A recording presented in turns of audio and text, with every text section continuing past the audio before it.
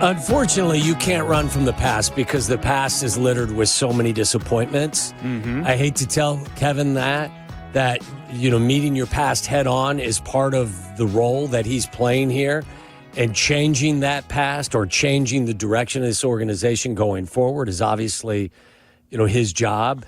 But to just suggest that we're not going to waste any energy on looking back at the past, that's fine if you have a history of consistent success. But when it's not a history of consistent success, you do have to look back in time. And you do have to acknowledge that you have consistently done this wrong. So I understand why he doesn't want to sit and dwell on the past, because it's not pretty. Sure. But I don't think that they have that luxury, to be quite honest with you. December 2nd, 2024, the first day of a big decision to be made going forward for the Chicago Bears. As Tom mentioned there, Kevin Warren, as he met the media earlier today, along with Ryan Poles. I believe it was framed when he was asked, why is Ryan Poles going to be allowed to help select the next head coach? And I put the emphasis on help select the next head coach, because that's how they said it. If you listen to the press conference today, which you could hear right here on ESPN 1000, it sounded like Kevin Warren's voice will ultimately be the one that is loudest, although he did say that Ryan Poles, it's his job to make that decision. So how will it end up going? That is the real question. Will Ryan Poles be here at the end of the season when they start to make a look for the next head coach? We thought we'd bring in a man who's seen chaos, a lot of this stuff firsthand. He's been covering the Bears for a long time at the Chicago Sun-Times. Mark Potash, who we always enjoy putting on to get his perspective of how things unfold up at Hallis Hall. And I think it's prudent to say that Mark Potash, who has joined us from time to time up at Hallis Hall when we've been up there, Waddle, was probably about as optimistic as we've ever seen Potsy in a long, long time as this season began. And boy, it has... in large part because of the quarterback, yes, absolutely. It has unfurled in a way that even Potsy is probably looking at, can't believe, or maybe he can't believe. I don't want to put words in his mouth. Let's bring him in. Mark Potash joins us here on Waddle and Sylvie. Meller in for Sylvie. Mark, just another day in the life of a Bears beat reporter, right? Yeah, I thought it was February 2nd because it's just Groundhog Day every time I go in there. It's just the same old thing, and even more so, Kevin Warren's voice is louder, but it's just a louder version of kind of the same old thing, and some of it, frankly, kind of offensive. There's nothing good about the challenge, as you refer to, when you've won 0 playoff games in the last 13 seasons. They act like we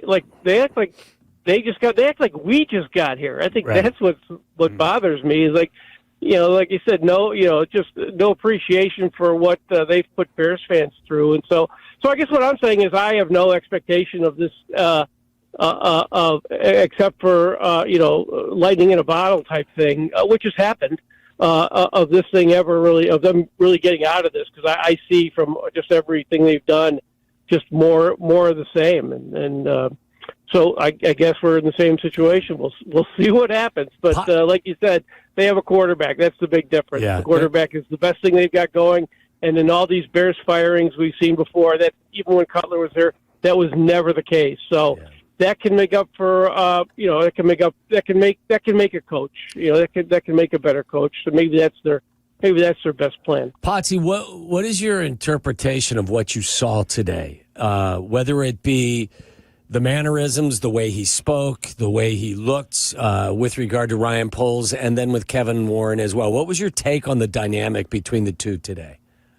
Well, it's funny, I was a big proponent of getting kind of a football guy or more of a standard NFL team president in there.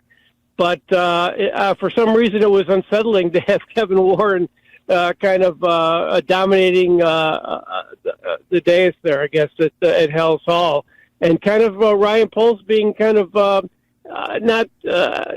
not obviously, but just by the body language, I guess, just kind of shunted down into the background a little bit. And I don't know. I'm not sure if that's a good thing, because I think Ryan Poles is still I think it's obvious, the better football mind. So I think that's the guy you still want. Either you want him making those decisions or you don't want him there at all. So frankly, that was, I have to admit, that was a little, as much as I thought that the Bears should upgrade from Ted Phillips, frankly. I have to admit, seeing it there, Ted certainly wouldn't have been up there in that situation, but seeing Kevin up there was a little unsettling as far as what the Bears want, because I just think I think they need to. I think Ryan Poles needs to get if he's going to get a second chance at this, I think he needs to do that, not on his own, but certainly he has to be the guy clearly making the decision and not being pushed into anything by somebody above him. Do you believe that's the case? So let's just play this out. At the end of this process, Ryan Poles says, Ben Johnson's our guy. I feel emphatic about that, and that's the way we want to go. Kevin Warren likes somebody else. What decision is made? Well, he said, and it was kind of in a weird way, he didn't make as many statements as he was making. He just kind of said it almost parenthetically. But he did say that would be. He did say at one point that ultimately the final decision, if push came to shove, would be Ryan Poles. So I guess we'll take him at his word. But Kevin's a politician. Above all, more than anything else, he's a politician. So you know what that means. No, Mark Potash from the Chicago Sun-Times joining us here on ESPN 1000.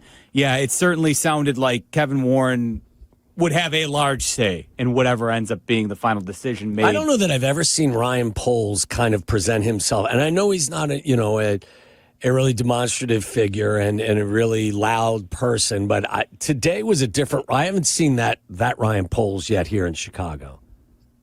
No, you haven't, and I, that's kind of sign of the times, because Ryan had a lot more credibility before this season started when. He had Caleb Williams in place. He had the great trade, and you didn't have Nate Davis out. You didn't have Bayless Jones out. His mistakes weren't really as evident as they are now. And now you've got an offensive line with it that's problematic. You've got head coach. Your first head coach has been fired. The offensive coordinator, who you were part of the process of hiring, he's gone too. So he's lost a lot of credibility, I guess, and that's just kind of the way it is. But I mean, like I said, they either got to, if he's their guy, he's got to be their guy. And I think to me, Pole's the sharp guy, and you have to give him a chance to learn from his mistakes. And I think Eberflus certainly was, but I think he's a sharp enough guy that he should be given that opportunity. But like I said, I started to repeat myself, but I just feel like he should be more in charge of that operation than Kevin at this point. But I don't know. I don't know what else to say. It's right. It's a typical Bears operation. You just you keep hoping. Well, if the Glazers can get to the Super Bowl in Tampa, maybe the Bears can too. Oh boy. Interesting way to put it, but it's not wrong. Mark Potash of the Sun-Times joining us here on ESPN 1000. Mark, this is, again, this ultimately may not mean anything, but you were there covering the Bears when the Dave McGinnis fiasco went down, when the Bears wanted to hire Dave McGinnis as their head coach and ultimately had, I believe, changed the voicemail on the Bears, when you called in to make him their head coach without actually having the contract signed. And yet on Friday, after the fiasco in Detroit on Thanksgiving, where Matt Eberflus clearly had lost the team, apparently Jalen Johnson, according to Jay Glazer's report, was not happy in the locker room after the game.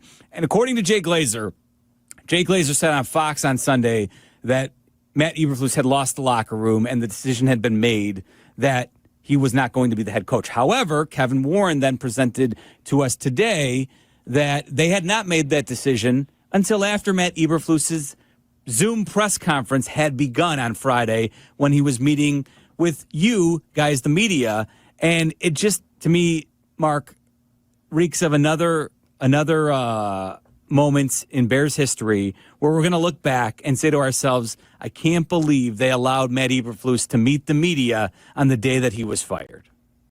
Yeah, that's the biggest disappointment I have. I thought a guy like Kevin Warren would at least know, at least be aware of an embarrassing situation or when the franchise is embarrassing itself. Because the Bears, frankly, going back to the McGinnis situation, that's the problem. They just don't have an embarrassment gene there. They just don't understand it. They don't recognize it. And so they needed somebody who could understand when things look bad, the way they handled the Alan Williams resignation. departure, whatever you want to call it, last year was really bad. And so they just don't know. So my disappointment is both in Poles and in Kevin Warren is that there was nobody there to say, hey, I don't care if we haven't made the decision yet. We kind of know where this is going, and there's a chance that he's going to be fired. Let's not put him up. We should not put him up there and embarrass him and embarrass the organization like that. And they just don't get it. And it's disappointing that they've kind of, even with the new people in here, it's like you get consumed by the dysfunction of Hallis Hall. It's a theory I've had, but sometimes jokingly, but it's more real than ever. Is like whenever everybody who steps in there, just like like I've been saying, it just becomes the worst version of themselves and just becomes, like I said, consumed by that dysfunction of Hallis Hall and the McCaskey regime. And so that's, to me, that's more evidence that a guy like Kevin Warren, who's been a pretty big factor, like in the Big Ten and with the Vikings and stuff like that he doesn't get that was an embarrassment or would be an embarrassment and couldn't avoid it. Wow, that was stunning to me. So, Potsy, how does this team respond? Their voices have obviously been heard inside of there. Players have gotten what they want. You're going to face a San Francisco team that has been decimated by injuries. Do they go to the 49ers and find a way to win, getting that bump from the coaching change? And how does the remainder of their season go if you had to project? Yeah, I think it's going to actually be a positive change. I mean, I didn't realize it kind of crept up on me a little bit, just how much dissatisfaction there was. I mean, that was kind of a breaking point on Thursday, so it was a much bigger deal. But I feel like that the Bears are set up for a fire the coach, upbeat, I guess, and so I think they're going to play well. I don't know. I don't know if they're going to win, but I won't bet against it, and I think there's every chance that they could. And also, the way this offense responded to Thomas Brown, I think there's at least a possibility that if the defense or the whole team does, I think you're going to see a much better effort. And one of the indictments of Eberflus was not just the Hail Mary and stuff like that, but it was the way they responded from it with that flat performance against the Cardinals and then another flat performance against the Patriots. And I think you could see the opposite effect with Thomas Brown, and that usually is telling. That tells you what they think, and what, because those are usually defining, from a mental standpoint. And so I guess what I'm saying in a long-winded way is that I expect the Bears to play better and to be better. I don't know if they're good enough to win, I don't know, more than 2 or 3 games, I guess, the rest of the way, but and pull off some kind of miracle. But I do expect them to play better under Thomas Brown because, they do have the quarterback and they do have an offense that has played well, and they're more talented than most Bears teams that are in this predicament. I agree with you, Mark Potash of the Chicago Sun-Times, joining us here on Waddle and Sylvie. Meller in for Sylvie today. Interestingly enough, though, as refreshing as it is to hear Thomas Brown speak to us when he does meet the media, it's also a resounding indictment that you could allow somebody like Thomas Brown, who is a clear and effective communicator when he meets the media, converse to what we saw from Shane Waldron, and then Ryan Poles' response or non-response when he was asked about why Shane Waldron didn't work. I mean, it's great to see Thomas Brown on the staff, but it's also just an indictment each and every time he meets the media as to how can you make a decision to choose Shane Waldron over Thomas Brown? Well, that's always been kind of confounding about the Bears is that their intuition about coaches and the whole hiring process has always been flawed. I mean, they're the organization that chose Mark Trestman, or did not, or chose Mark Trestman over Bruce Arians and other decisions they've made. They're just not really good at knowing. That's the whole point. They're not really good at knowing what it takes to be a good coach. Even when Matt Eberflus was hired. Was hired 3 years ago. There are many of the qualities that Ryan Poles saw in him just didn't come to fruition, and it was hard to project. So there was a whiff. They missed on that. So they're just not very good on that. And maybe the best thing Thomas Brown has going for him is that the Bears actually rejected him because the Bears if the Bears don't want you, that's not necessarily an indictment of you. So I mean, I'm not sure what else to say about that. Is that that they just need to do a better job of analyzing the qualities that it takes to make a good coach. I always say, instead of hiring people you like, hire the people you don't like, because the other way hasn't really worked out. So I'm always these kind of goofy, joking things, but you're almost more and more serious every time because the Bears just force that out of you. Okay, prediction time. Will Ryan Poles be the general manager at the end of this season going into 2025? And B, who will the next head coach of the Chicago Bears be? Well, I think Poles. I haven't really thought about it, to tell you the truth, but I think Poles will survive this and will still be the general manager of the Bears. Well, maybe not with as much authority as he had when he came in. Or will he? Not to interrupt you, Potsy, but will maybe he make that decision? That look, I was hired to be here as the general manager, making all the football decisions and reporting to the owner, George McCaskey. Obviously, the chain of command changed. We hired Kevin Warren, and now instead of reporting directly to the owner, now I'm reporting to the president of the football organization. No, I think I don't know. I haven't talked to him about it, but I don't think it would be that kind of situation. For one thing, this is still his baby, and this is still his team. Caleb Williams, that's him. That's that's his draft pick. And he still has a chance to. And they're not really totally cutting him off. I don't think he's been totally had the rug pulled out from under him. So I still think he has authority, but it's just he is somebody above him, I guess. So I don't see that. That is a problem. I feel like they're going to stay the course there. But as far as the coach, I'll be honest. I have. The problem I have with the coach, and again, just the same situation as always, is I just feel like whoever comes in here won't be as good as they were. Like I said, there's a Ben Johnson whose offense had like 375 yards in 3 quarters against the Bears, and there's a Ben Johnson whose offense had 40 yards against the Bears in the 4th quarter. Yeah. Which Ben Johnson do you think the Bears are going to get? I don't know. I have my doubts. Yeah, well, I said to Jeff, it wasn't Ben Johnson's best day on Thanksgiving because they ran it 21 times for 145 yards in the first half, and as you mentioned, he only ran it 11 times for 51 or 2 yards in the second half. I have no idea why he decided to go away from what was working. Yeah, I'll be honest. At this point, I have no idea what this team needs, because you would think, yeah, they need one of those, McVay, Shanahan type offensive guys. And if that guy is there, I think that would obviously be the best thing. But I just don't have any confidence that the Bears can identify that. Mm-hmm. I guess that's the issue. And so then you start thinking, well, maybe they need like a Mike Vrabel. I like him. Yep. Thought he was good. I thought he was a good head coach. But again, that puts you, that's a guy who would probably, he'd be the guy who they don't like. You know what I'm saying? Yes, that'd be the hire the guy you don't like, who kind of ruffles your feathers, is not your style. Hire that guy. Vrabel is that kind of guy.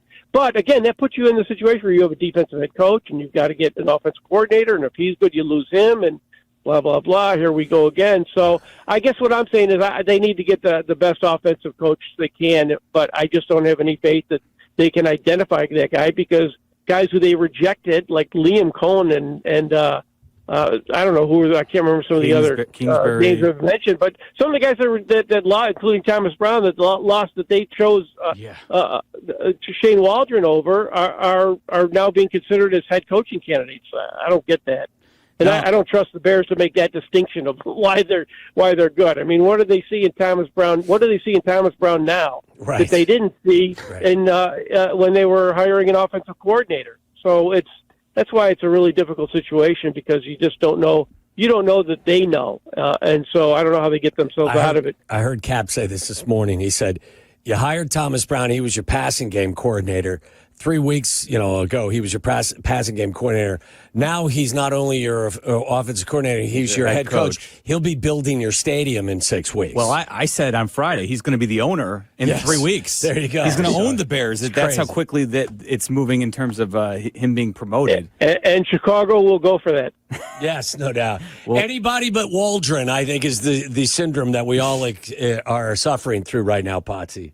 Well, I think Bears fans really want the McCaskies to sell the team and get out. I think people are really seeing. I mean, they've always been a common complaint, but when you see just how they're just slip sliding their way through this thing, that's really the issue. It's more and more. It just seems like they just everything starts at the top. I've been writing that for 15 years, and it's still true. Very hard to convince a billionaire to divest themselves of their multi-billion-dollar asset.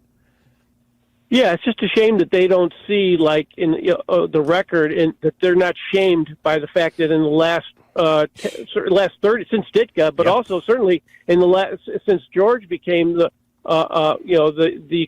chairman of the team, just that they're in the bottom 5 in the NFL in so many different things that you measure success by, and they don't seem to be bothered by that. And so that I think is, as a Bear fan or any Bear fan who kind of puts his emotion into this team, I think you feel kind of I don't know, insulted. I can't think of the word, but certainly not happy. No, it's a great point, Potsy. We appreciate your insight after covering this team for years. Cool. Let's hope that they can actually get this one right. Even if it does happen to be by happenstance, maybe the quarterback can lead them out of the darkness. Thanks, Potsy. That's my hope. But thanks for joining us. Hope is the operative word there, Jeff. So, good luck to all of them, I guess. Yeah. All right, Mark Potash, we appreciate it. Thanks for hopping on. Waddle all right, talk to you guys later. Take care, Mark. Of course, Potsy on with Waddle and Sylvie. I'm Meller, in for Sylvie today. You wonder, Waddle, what they would actually do if they couldn't hang their hat on all the championships that George Halas won when he founded the Bears way back when, before the Super Bowl era. But you can't. Yeah, I mean, you can't hang your hat on those. I agree. You agree. Virtually anybody who calls in and day out with us agrees that all those championships that happened long before your current fan base was alive. 63 was the last one, right? Was it 63? In terms of, championships prior to the Super Bowl. Yeah. Obviously, they have 85, but 1963. But prior to that, after that, the championships don't exist. That's why I'm saying, it doesn't. Of course, it may resonate inside their building. It doesn't resonate on the outside of the building. It's been way too long. I was born in '67. I'll be 58 years old in February. Of course, that's dude. Several years before I was even born. Of course, the non-Super Bowl era championships. I'm not saying they don't mean something, but they don't resonate with today's NFL fans. No, and why would they? Because none of us have actually seen a championship history that you like to talk about being founded upon. They may exist, but none of us have actually seen them for the most part. Right. And it'd be nice to actually, I'll settle for actually being competitive before we get to the point where they're actually winning them. And then I bring it up because I did hear both Ryan Poles and Kevin Warren reference winning championships. Yeah. Let's win one before we worry about two. I'm with you.